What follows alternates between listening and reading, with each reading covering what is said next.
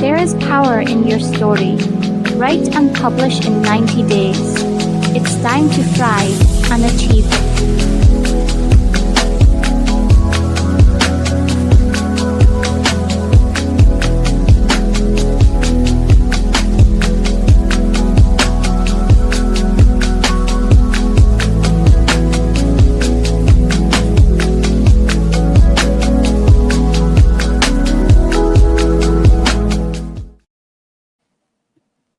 Thank you for tuning in. A live stream new episode of the Stephanie M. Seaton Sunday Show will be starting soon with your host, minister, and author Stephanie M. Seaton.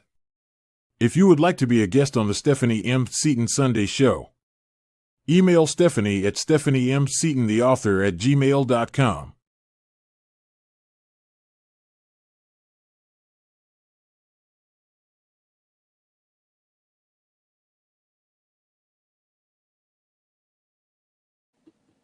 Hello, and welcome to another amazing episode of the Stephanie M. Seaton Sunday Show. I am so happy that you have tuned in this week. We have got some amazing guests in the studio that we're going to be talking to. So please go ahead and like, tag, and share. If you have not subscribed, you need to go ahead and subscribe now. Tonight, I want to welcome Dr. Marvin Cotton Jr. into the studio. Welcome. Thank you. Very honored to be here. I am honored to have you here on the platform. I took a look at your platform maybe almost a year ago now. And I reached out just as a leap of faith, just like, hey, I'd like to interview him. And I kind of saw the book and what it was about. And listen, reached out and about a year ago, and then about 2 months ago, Dr. Marvin reached out, and here we are. And so I'm very excited to have you here. I have looked at your profile, read, excerpts from your book. I'm just like, wow. So my platform, Dr. Marvin, is about healing, empowerment, and transformation. One of the big things that drew me to your story was pretty much your life lines up with all three. So, you've got, sometimes things happen to us in life. And this was kind of what you were just talking about a few minutes ago. Things happen to us in life. And instead of us looking at things in a negative light, we have to get to the point, especially if we're believers in our faith, and look at, it was part of the process. It was part of the process, right?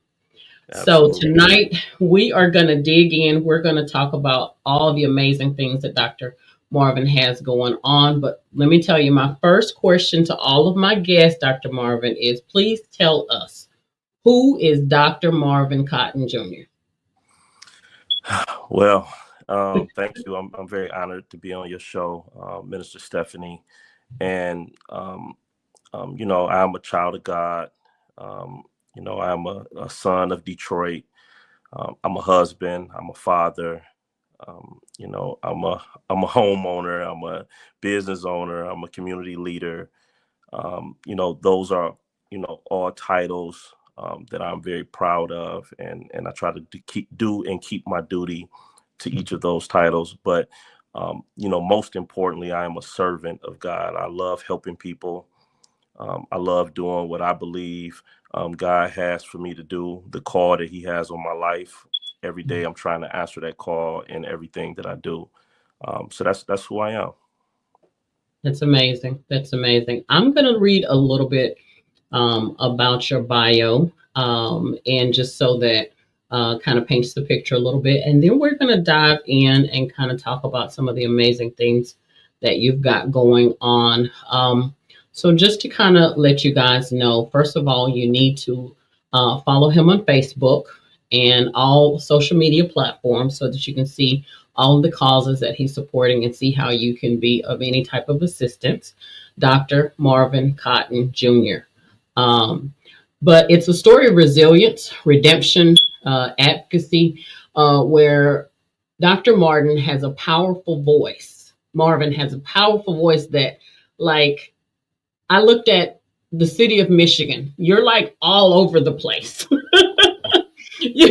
I was looking at so many different things. He literally has won so many different awards for speaking out about injustices and things that are going on, not just in the city of Michigan, but abroad. Having the courage, having the tenacity to be able to have went through the things that he went through. Dr. Marvin spent, let me be precise, 19 years, 7 months and 12 days behind bars, being falsely accused of murder and a felony firearm charge. Let me say that again: 19 years, 7 months, and 12 days. And he still got out on the other side and is now reaching back to help and to make a difference. I mean, that is the power of God in itself. Again, healing, empowerment, transformation. So we are definitely going to dig in and talk about the mindset, what his mindset was, what his incredible faith must have been like to, be able to make that transition to being behind the bars and now going back to help other people to get free. But he's got some amazing things going on. He's an author of a book, Better Not Broken. He has the LLC organization, Better Not Broken, co-founder of Organization of Exonerees. Just a lot of amazing things going on. He's also a former politician. And we love politicians, okay? So somebody has to do it. Somebody has to do it, right? So, that's not a popular word today with what happened today. But hey, so listen, let's dive in there, Dr. Marvin. Let us know, what was it like, family life? Paint a picture. Let us know, who was Dr. Marvin as a youngster in your younger years? Some of my earliest memories was really my attachment to my mother. I was born premature, and my mother was 7 months pregnant when I was born. So I was born, I was like 3 pounds. I wasn't breathing. And, I had a lot of health issues. So I'm sure that's probably where that bond and that connection come from, being held probably more often. And I just remember just being up under my mother a lot.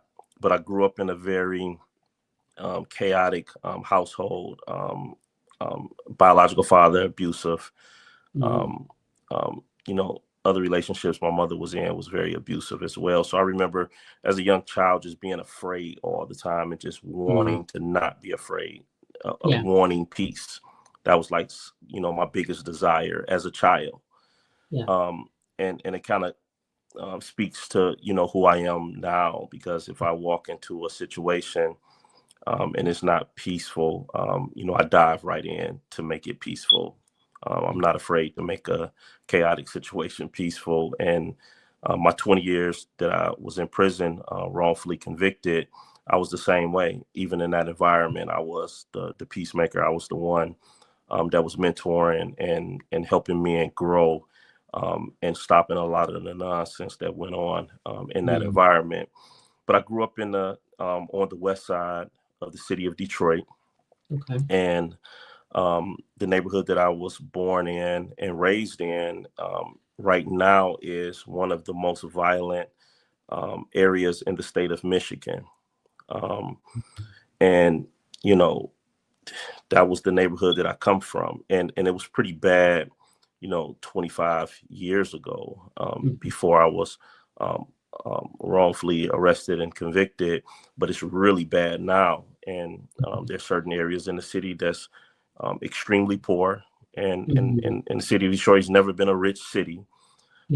So that's the environment that I grew up in. I grew up, we grew up very poor. Grew up mostly with my mother, just my mother and my older sister and my younger brother. And that was my life, But as a child, something that really shaped who I am when I was in elementary school, I worried about my mother a lot. Mhm. I worried about her so much when I was in school that I wasn't paying attention, and I didn't learn how to read. I didn't learn how to write. Right. And that's something that a lot of people don't know about me unless they read the book, Yeah. is that I didn't learn how to read and write until I didn't start that process until I was 21 years old, when I Mhm. was sitting in the county jail fighting these false charges. Um, and just so your viewers know, as you said, I did 19 years, 7 months, and 12 days Mhm. in prison for something I did not do. And I've been out now for a little over 4 years. I got exonerated a little over 4 years from a natural life sentence. I had a life sentence. And here Wow. in Michigan, life means life. Life means you die in there. Yeah. Uh, But God. yeah, absolutely. But God. And Yeah. that's what was on my shoulders Yeah. for all of those years. And it was a constant fight in order to get out of there. But the childhood and the way that I was raised, the toughness of Detroit, the toughness of my neighborhood, that Mm. type of grit is what is part of the thing that allowed me to persevere through that situation. Yeah. Yeah. Wow. Let me that whew, it's a lot to take in. I remember when we first talked, there were a lot of things that you revealed to me in that first conversation that I didn't get off the page. And I remember thinking to myself, when you said that's when you learn to read and to write, I was like, wow. And immediately it came to mind, like the Lord allowed you to sit down because he had a plan and a purpose. And that's kind of like what we were talking about a few minutes ago, the process. When we go through some stuff, we never know what God's plan is because he can't tell us everything all at one time. We would run from it. Absolutely. Um, but have you thought to yourself now, Dr. Marvin, like when you were a child to now, how do you process that was part of the process?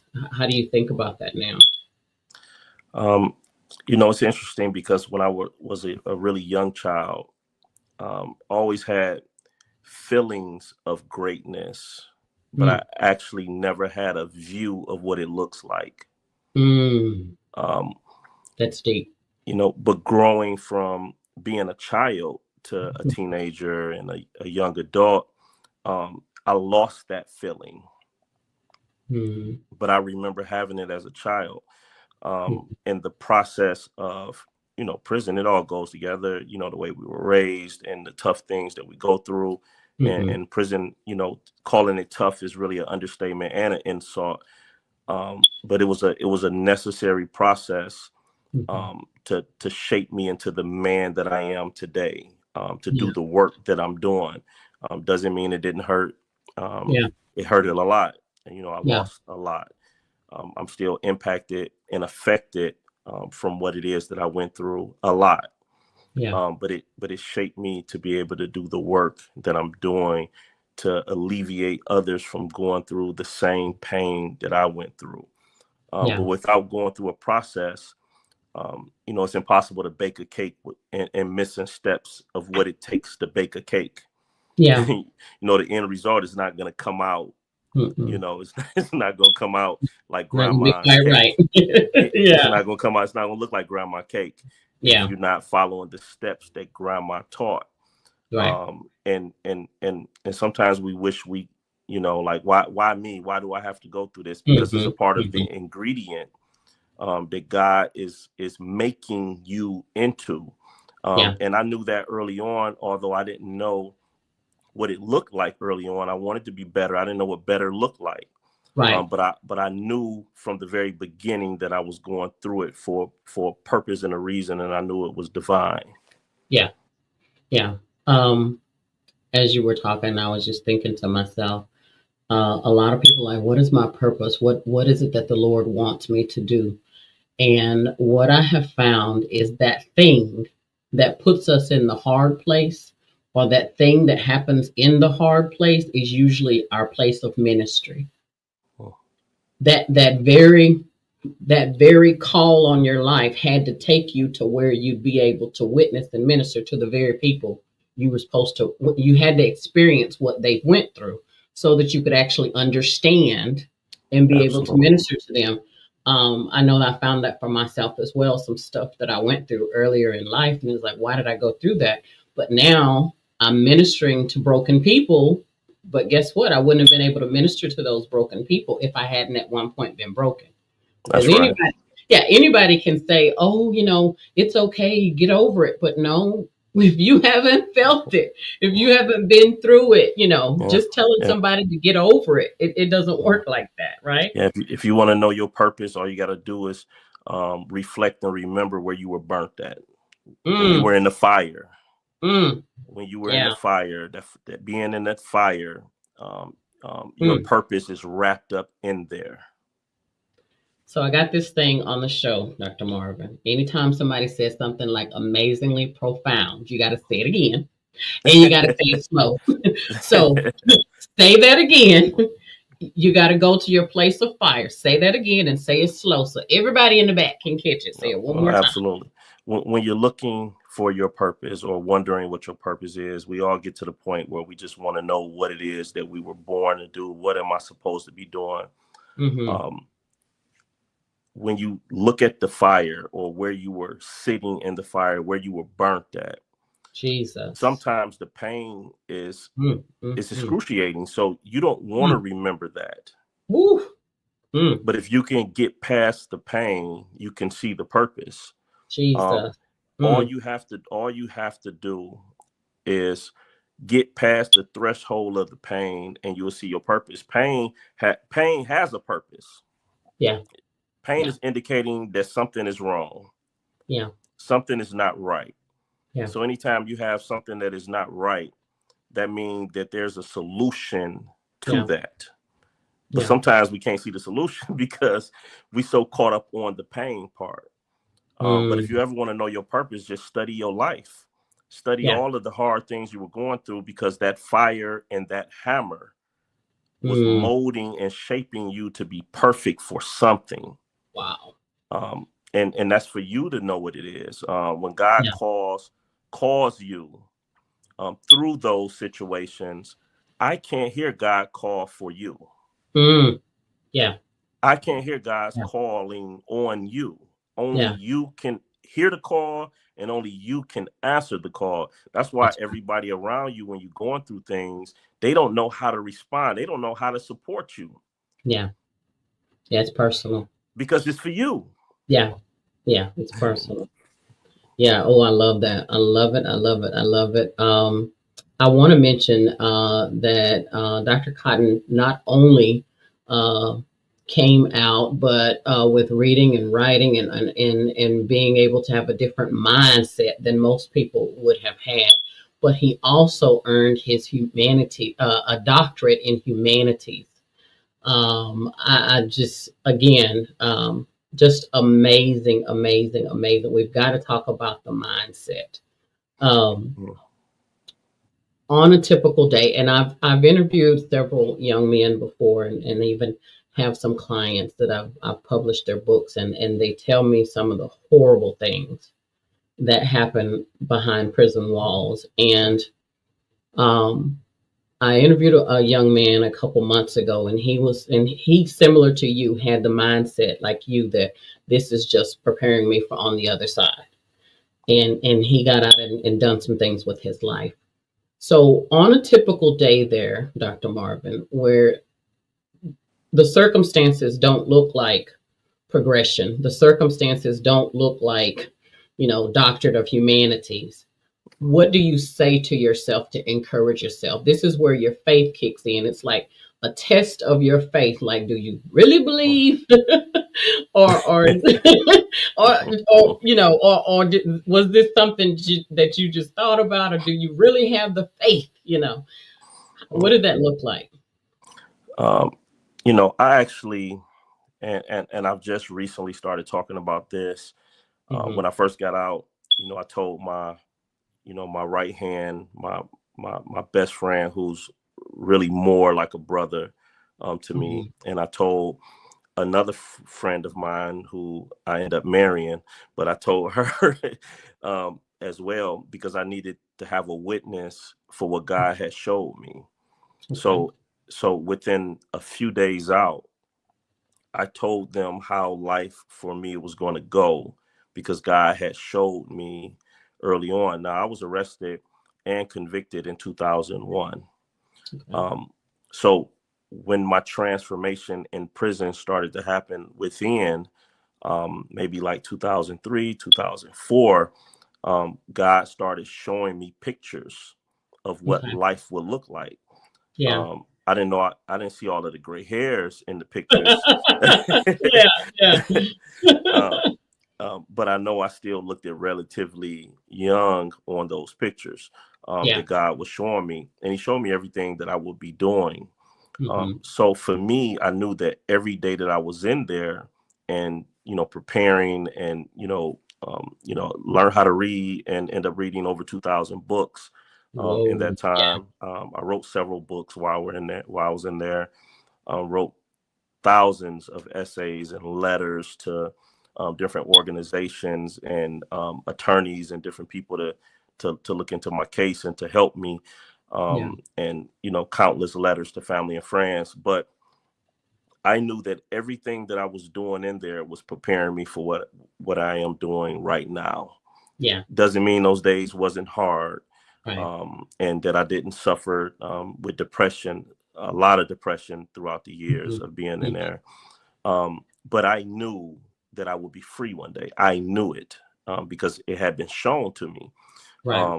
And a lot of the moves that I'm making and the things that I'm doing with my life, everybody like, man, you doing this and you doing that. And, God showed it to me already. So it's Yeah. like, it's not hard for me because I'm just following. When I see something that looks like the picture he showed me, I know Yeah. that's the thing for me to do. And I move on it.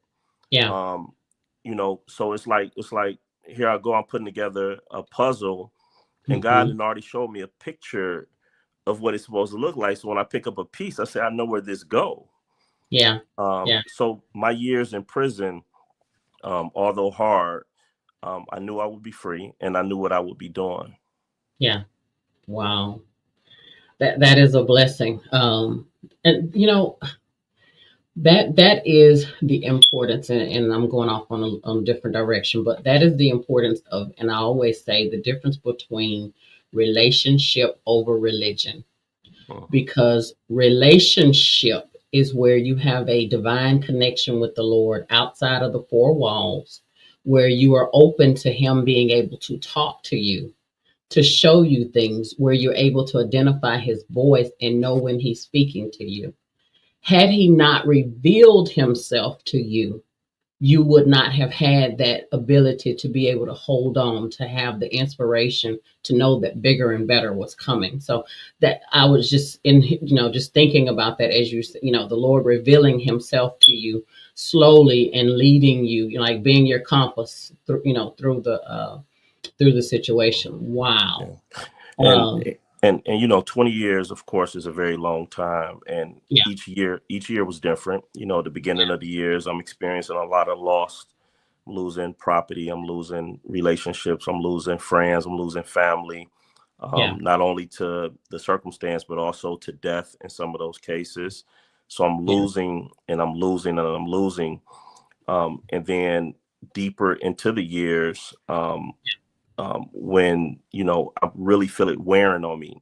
I've been in here all of my 20s, all of my 30s. So mm, when I was 39, as my 40th birthday was approaching and I'm approaching a new decade, yeah, it was so hard on me. yeah.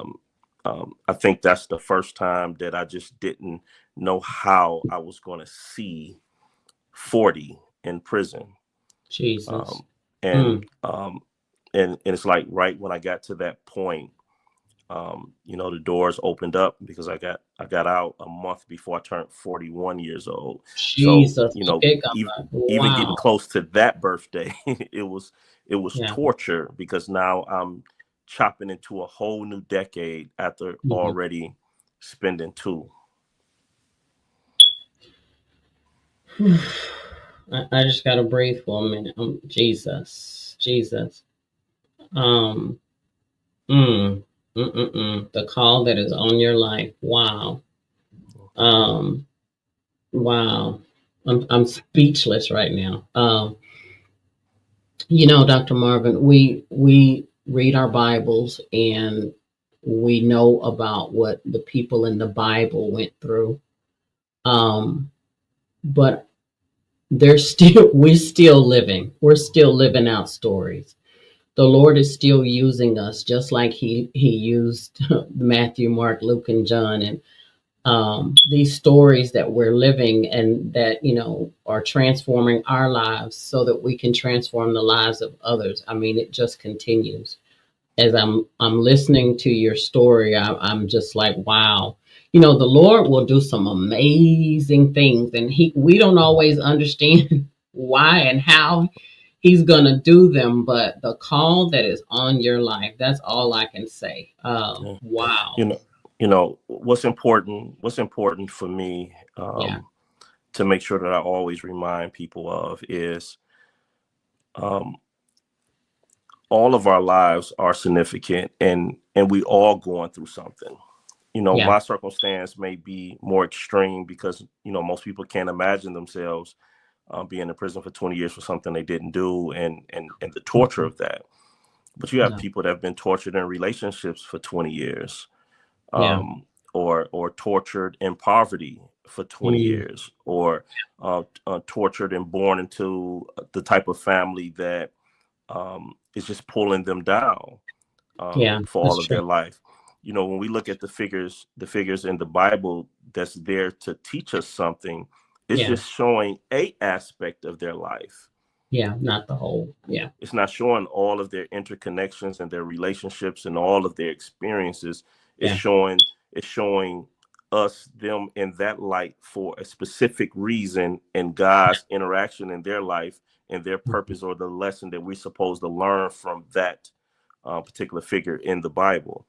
Yeah. But we all are really living lives to where all of our stories can be scripture, Oh um, yeah. and can be a Yeah. lesson to either show somebody what not to do or how to persevere through a particular thing. Yeah. What I say, Dr. Marvin, is so my life has been it's a whole bunch of books. Okay. And I've got almost 20 books about my life and my experiences, and the thing that if you read any of my books, what it says is that there is a God. Absolutely. My book says that there is a God and his name is Jesus, because that's who I was calling on: God the Father, Jesus the Son, the Holy Spirit. And so when you read my books, you know that there is a bigger plan and that there is a God, because of the things not only that he allowed, but how he is with us in them. Even with your situation, how he was with you, and he allowed some things to happen, but bringing you out on the other side. Wow. And the amazing work that you're doing now. I read this from your page: God, family, community, servant, the voice of the people, justice advocate, and then best selling author.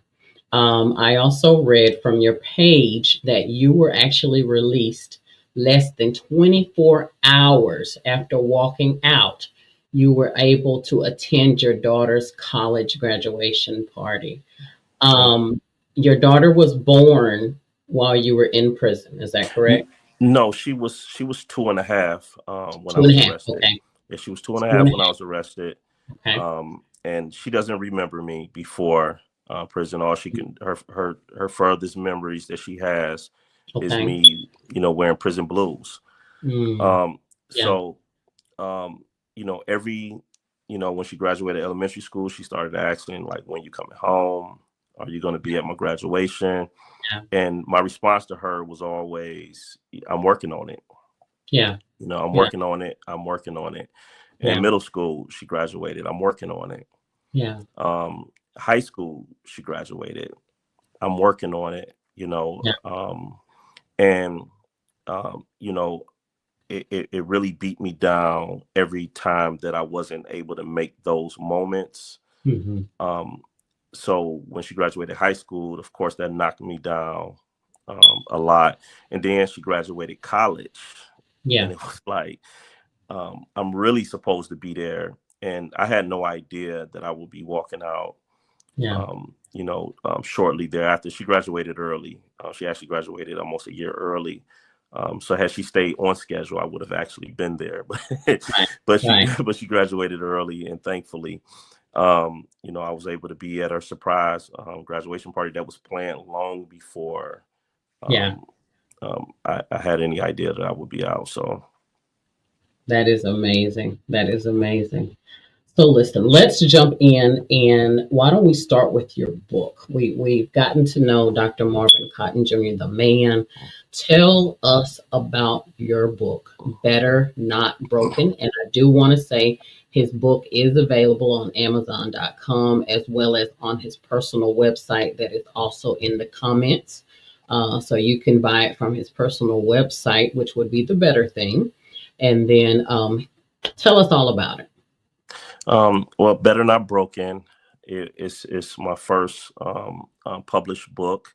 Mhm. I am a best-selling author, so it did pretty well out the gate.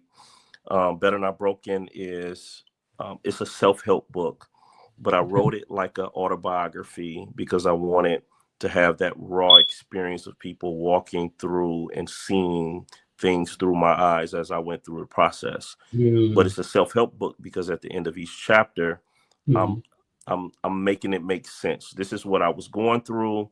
This is how I look at it now. This is what I believe God was doing in my life, and this is how I made it through. The okay. reason that I wrote this book is because people would always ask me, "How did you get through that?"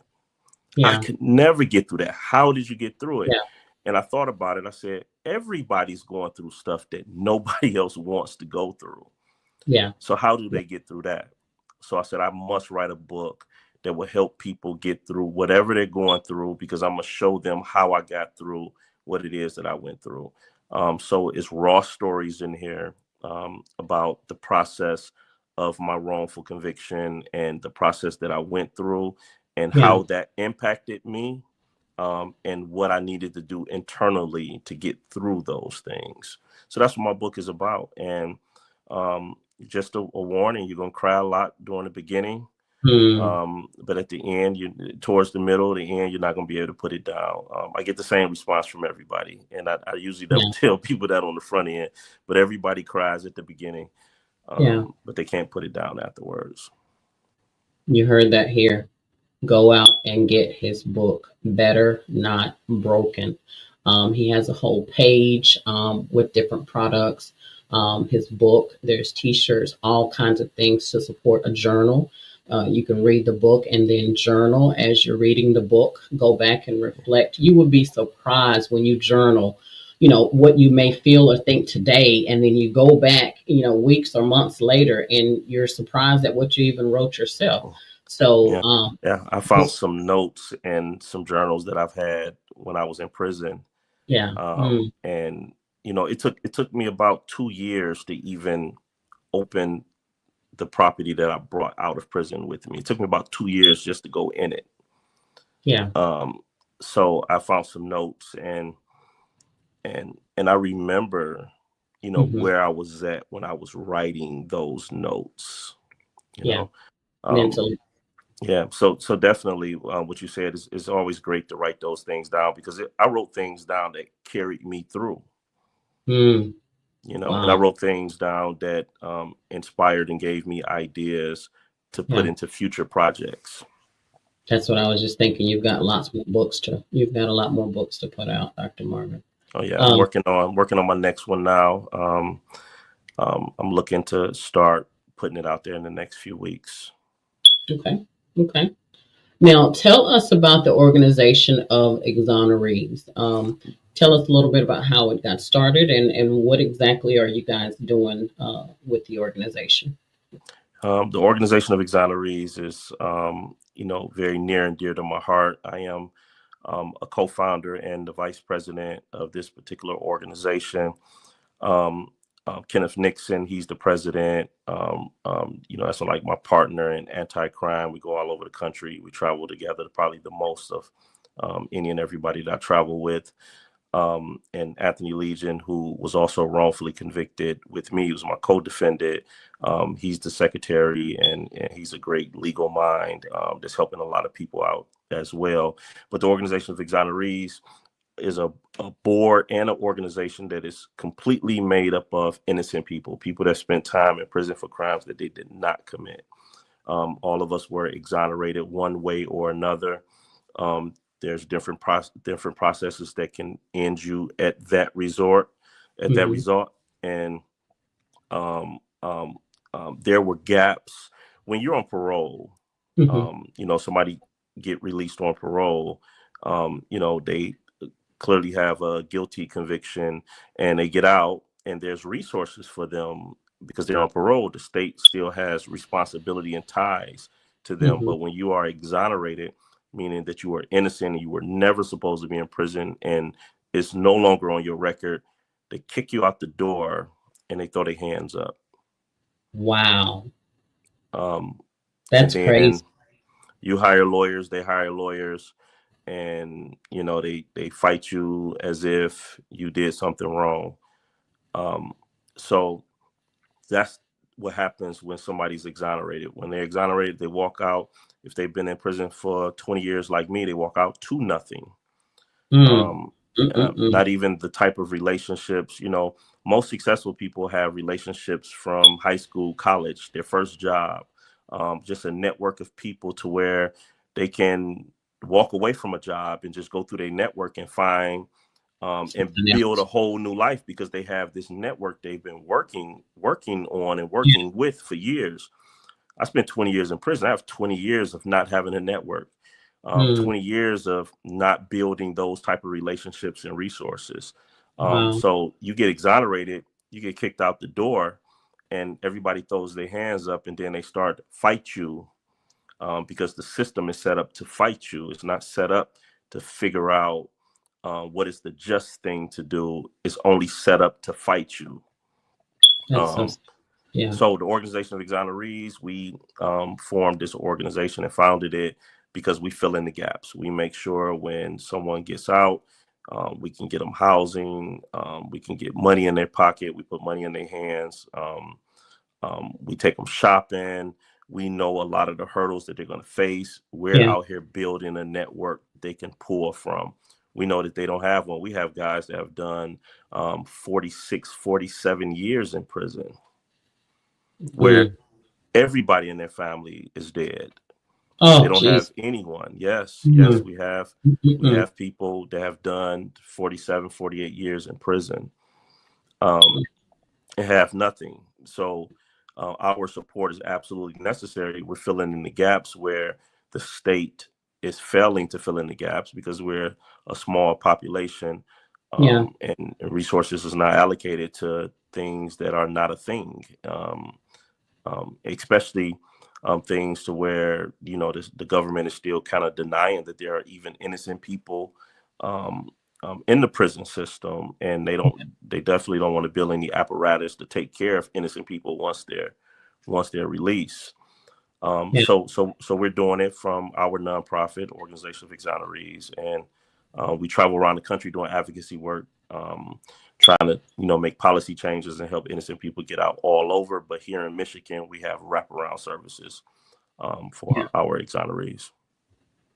Now, you don't have to necessarily be in Michigan to receive help. Is that correct?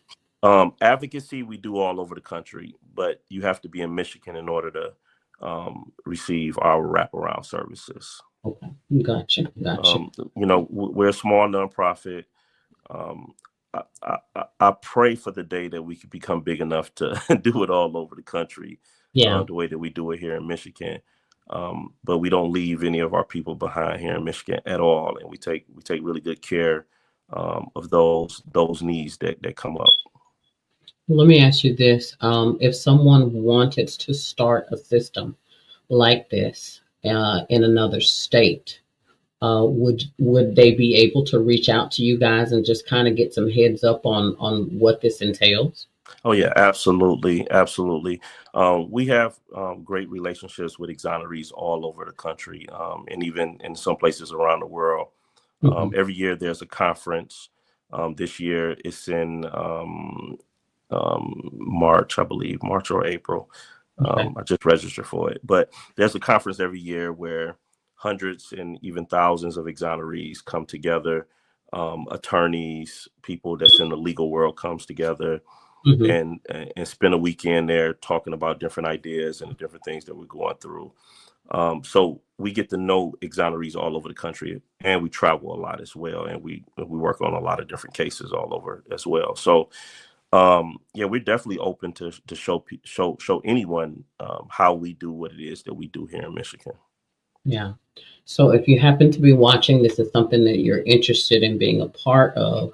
If you're not in the Michigan area, Dr. Marvin's contact information is in the text where you can contact him, email him to kind of get an idea of how to start an organization in your state.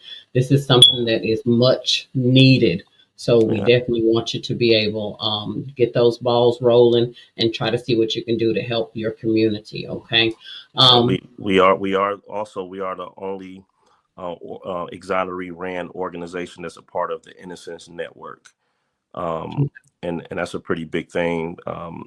All of the other organizations that's a part of the Innocence Networks are like the Innocence Project, for example, the mhm. New York Innocence Project. You have innocence clinics in different states. You have these big, powerful organizations that's a part of the Innocence Network, and we're Mhm. blessed enough to recently have become a member of that network. Very good. Very good. I'm very happy to hear that. You're doing some amazing work. I salute you for answering the call. I think it's amazing what you're doing. So selfless is what comes to mind. Just selfless, seeing the bigger picture and the vision that the Lord has given you, and just being able to walk in that. And you're going to be. You are not going to be. You're already such a blessing to so many people. I can't Thank you. even imagine how many lives you've touched that you know about, and so many that you probably don't know about. But I just encourage you to continue to do what you're doing. You're doing an amazing job Thank you. reaching lives. How can someone get in touch with you? I know I've got a couple of the platforms, but how can they get in touch with you on what social media platforms are you available on, Dr. Marvin? I'm on LinkedIn, Marvin Cotton Jr. on LinkedIn. I'm on Facebook, Marvin Cotton Jr. Also have a business page on Facebook, Better Not Broken. Also on Instagram, I have a business page on Instagram, Better Not Broken. I also have a personal page on Instagram as well, which is the_real_FMC. The FMC means free Marvin Cotton. So I guess maybe I have to come up with another term now because I'm free now. But You're already free, yeah. yeah, but yeah, I'm very accessible. I know people have questions all the time. I get reached out to all the time, all day, Yeah. about loved ones that's Mm, incarcerated, whether it's for resources. Not only do I work with innocent people because that's my story. I work yeah. with those that may have ended up in prison for something that they did do, and they getting out and they need to rebuild their life. Right. Our communities are safer if they can rebuild their life.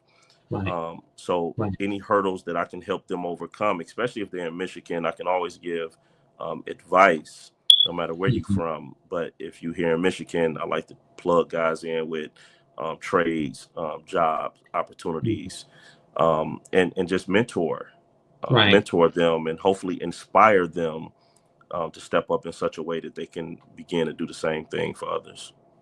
That's amazing. Amazing. And we talked about that earlier. Mindset is everything. Oh yeah, absolutely. Yeah, mindset. Just add a D to make the word freed. Miss Cynthia Ferguson is watching, and she said, just add a D to make it freed. Yeah. I like that. I like that. Yeah, that's a good one. Thank you all for tuning in. All of you that are watching tonight, listen, I need you to like, tag, and share. There are so many people that need to be able to watch this interview tonight. Dr. Marvin is doing some amazing things. These are stories that need to be heard. I need you to make sure to share this. Whoever you know that needs to hear this, make sure that they get this episode in their hands to give them some encouragement if they're going through this. Even if they're not going through this, everybody may know somebody. And so the resources that he's talked about tonight, the program that he's working with, as well as the fact that they're willing to give you information to start this in your state, please make sure to put this information in somebody's hand, okay? I want to ask you a couple of questions as we get ready to come to a close here, Dr. Marvin. What would you say to the younger you? What would you say to your younger self? Read. learn learn how to read. I would talk to the younger me if I had an opportunity to spend time. I don't think a conversation is enough for anyone. Mm-hmm. But if I had an opportunity to spend time with the younger me, reading would be the number one focus. Emotional intelligence Mm-hmm. would definitely be second. Um, and strategy and how to think, how to forecast and look at the future, how not to just be a talker but a doer, actually execute Mm-hmm. plans. Right. Um, I wish that I had someone like me now Yeah. that had the type of mindset that could have built the type of trust to get someone like me when I was younger to listen. Yeah. Wow. That's very deep. What you just said. Oh, wow. Say that again. Reading, emotional intelligence, and a strategic mind, and the ability to execute. Don't be a talker. Don't be a dreamer. Be a Yeah. doer. Yeah.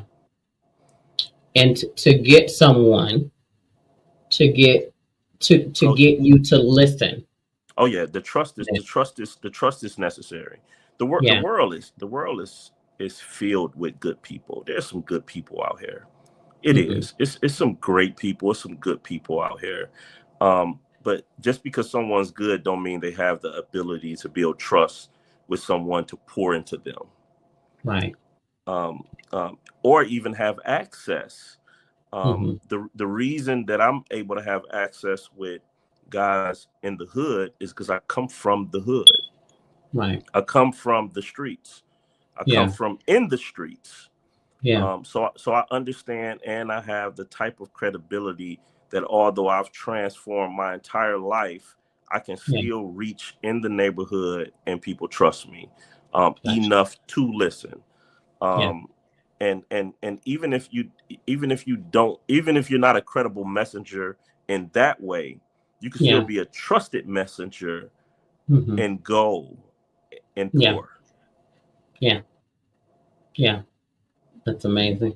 You have dropped some amazing nuggets, and whew, this has been good. This has been really good, and this has blessed me.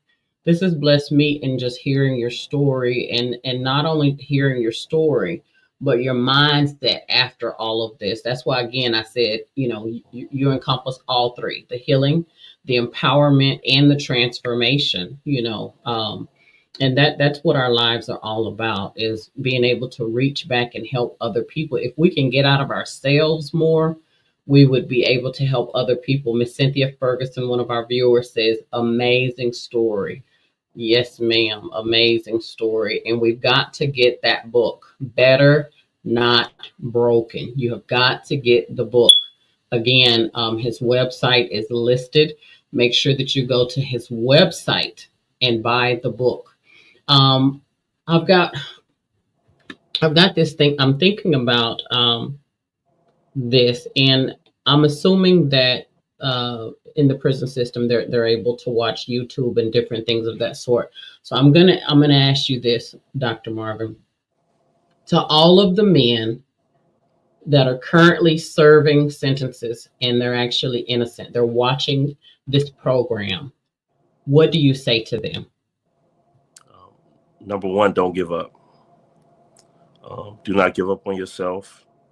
Um, I know it can be frustrating when you're trying to convince a system that is not designed to listen, Hmm. or a system that's not designed to correct itself. But you have to persevere. There's people out here, there's organizations out here that they're designed to help.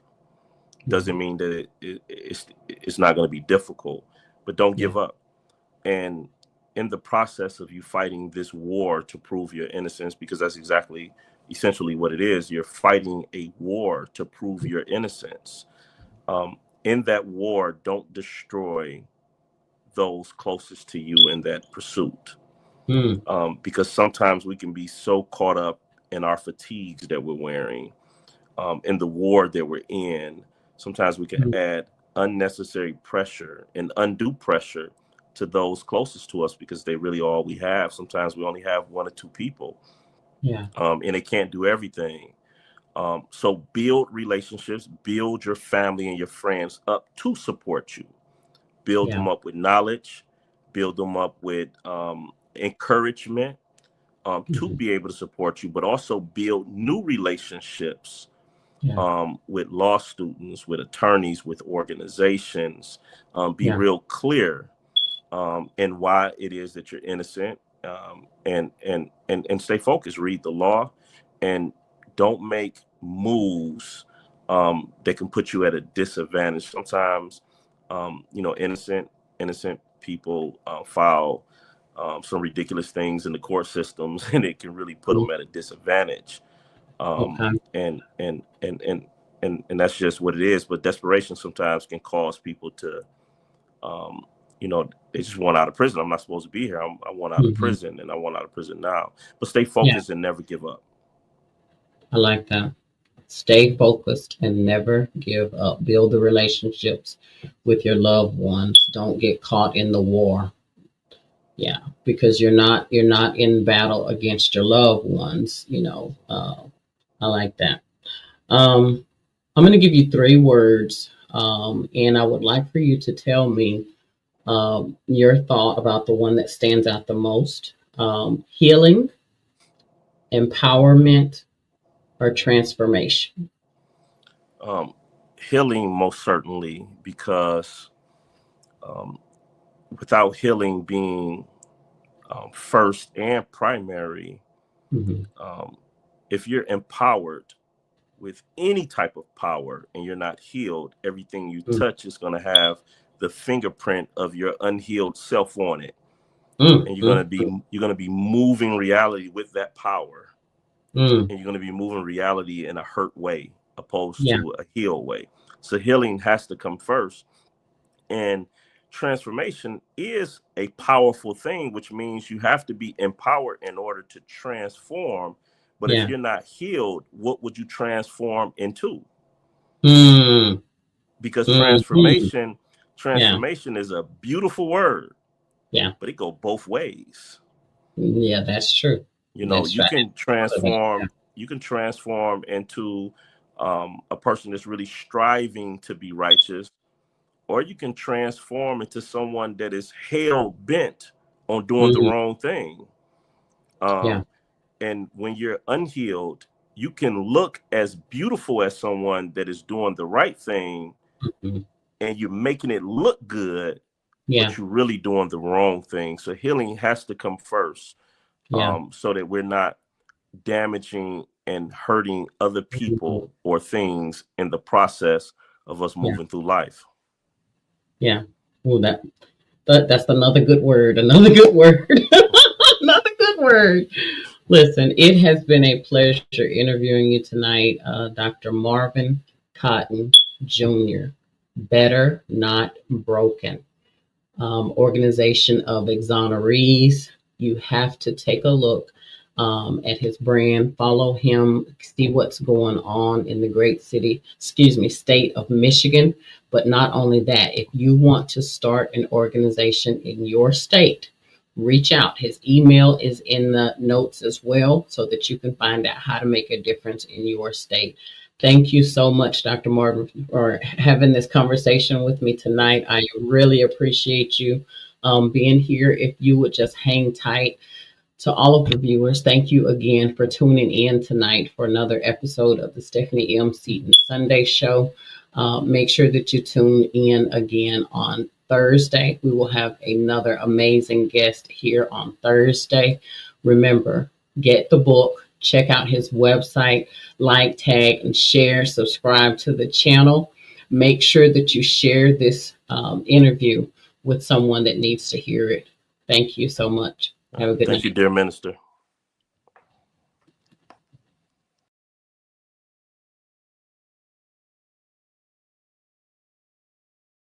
If you would like to be a guest on the Stephanie M. Seaton Sunday Show, email Stephanie at stephaniemseatontheauthor@gmail.com.